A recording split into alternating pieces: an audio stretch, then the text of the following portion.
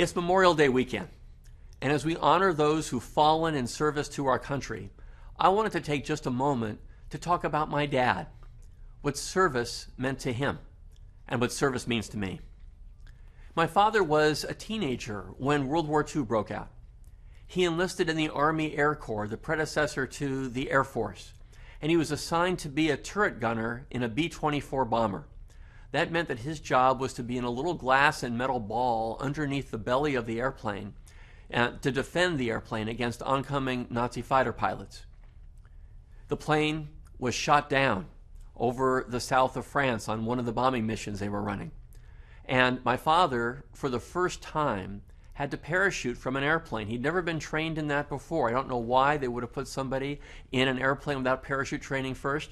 But when my dad jumped out of the airplane with the parachute, he pulled the ripcord, and the small initial parachute emerged, and he said, "Oh my God, I got the kid's parachute."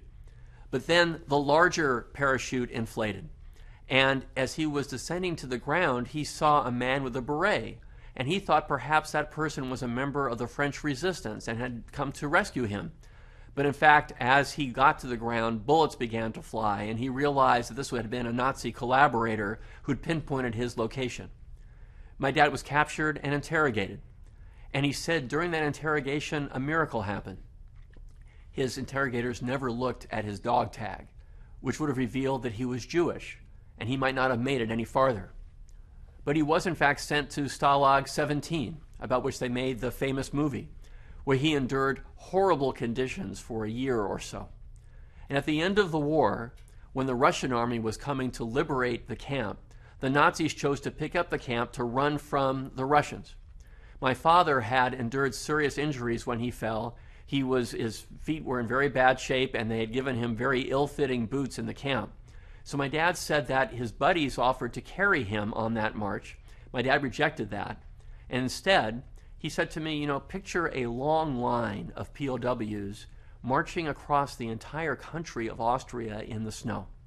And my father, about a half mile behind them, holding on to a little cart to make his way on this march, guarded by a Nazi with a gun and a German shepherd. My dad said he could have shot me at any time, and we were so far behind no one would have heard the sound. But my dad survived and was liberated. He told me he didn't think he would survive that march. And when he did, he determined to do what for him would be the most important work in the world. For my dad, having seen the horrors of war, that work was to train young children. And so he chose to become an educator, a teacher, and then a school principal. That lesson, which my dad transmitted to me as a young man, has stuck with me. Find the most important work in the world. And that led me to public service. On this Memorial Day weekend, I think a lot about my dad, about his brave service, and about his service here, educating kids. He must have taught or mentored thousands of children during 60 years of professional and volunteer work in public schools. Maybe one of those kids is you, or maybe one of your kids was mentored by my dad. As we think about Memorial Day, I hope all of us find stories like this from our own families' lives, stories that I hope bring you the same amount of joy and meaning that my memories bring to me. My dad passed away 3 years ago. That generation is hardly here anymore.